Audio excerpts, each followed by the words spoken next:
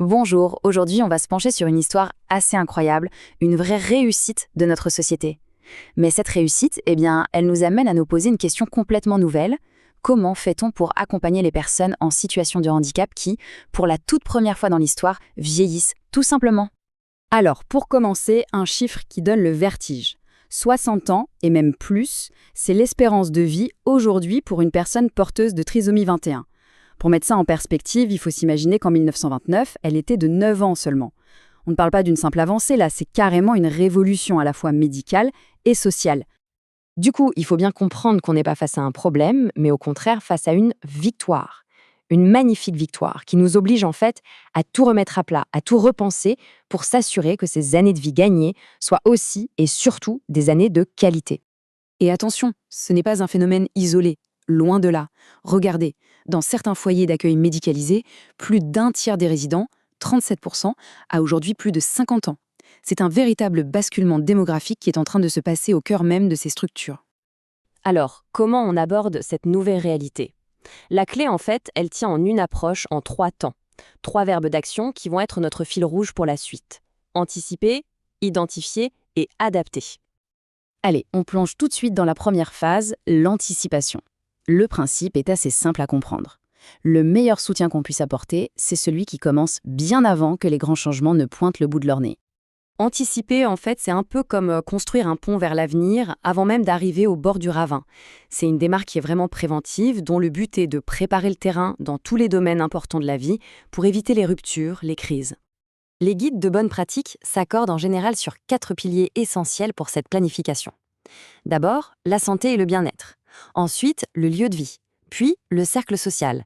Et enfin, la carrière et la préparation à la retraite. Le premier pilier, donc, la santé. Là, on change complètement de logiciel. On passe d'une logique où l'on répare quand ça casse à une logique où l'on préserve le plus longtemps possible. Concrètement, ça veut dire des bilans réguliers, du dépistage et beaucoup d'éducation pour que la personne devienne actrice de sa propre santé. Ensuite, le lieu de vie. L'enjeu, c'est de l'adapter en amont, bien avant que les difficultés n'apparaissent, pour qu'il reste un vrai cocon, un endroit sûr et confortable, même si la mobilité change. Ça peut être une simple barre d'appui dans la salle de bain ou des aménagements plus importants. Le cercle social, c'est absolument crucial et on l'oublie parfois. Le réseau de la personne, sa famille, ses amis, ce réseau vieillit aussi, en même temps qu'elle. Anticiper, ici, c'est réfléchir à comment préserver ces liens pour éviter le piège de l'isolement. Et enfin, la carrière. L'objectif, c'est de préparer la fin de la vie professionnelle, non pas comme une rupture brutale qu'on subit, mais vraiment comme une transition, une passerelle vers une retraite qui a du sens, avec de nouveaux projets, de nouvelles activités. Bien, passons maintenant à la deuxième phase, l'identification des changements. Une fois que les premiers signes commencent à apparaître, tout l'enjeu, c'est de savoir bien regarder, bien observer. Mais qu'est-ce qu'on cherche à voir exactement? C'est là que ça devient subtil. Toute la difficulté, c'est d'apprendre à faire la part des choses, qu'est-ce qui relève du vieillissement normal et qu'est-ce qui est peut-être lié au handicap de la personne.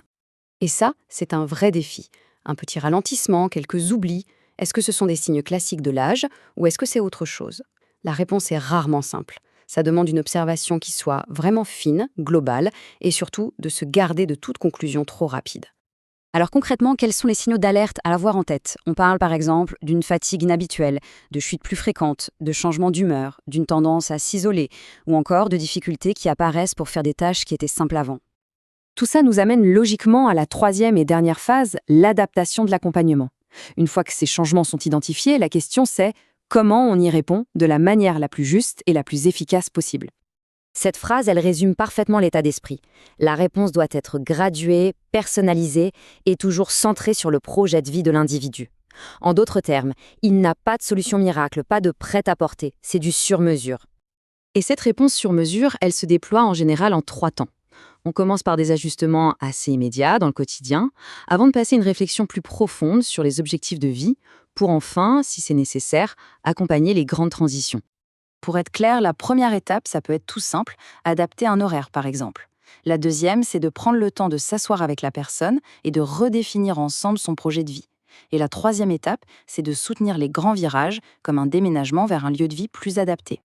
Bon, pour conclure tout ça, comment est-ce qu'on peut assurer un avenir qui soit digne et épanouissant face à cette réalité complètement nouvelle? L'idée essentielle, le truc à retenir, c'est vraiment ce triptyque. Anticiper, identifier, adapter. C'est un cadre de pensée qui est simple, mais en même temps incroyablement puissant pour tous ceux qui accompagnent, que ce soit les professionnels ou les proches. Mais la réflexion, évidemment, ne s'arrête pas au soutien individuel. En fait, elle nous pousse à imaginer une transformation de tout notre système de soins pour le rendre plus humain, plus prévoyant et finalement meilleur pour tout le monde. Et tout cela nous ramène à une question fondamentale. Une question qui, au fond, nous concerne toutes et tous. Comment faire en sorte qu'une vie plus longue soit aussi, et surtout, une vie pleinement vécue, une vie pleinement épanouie?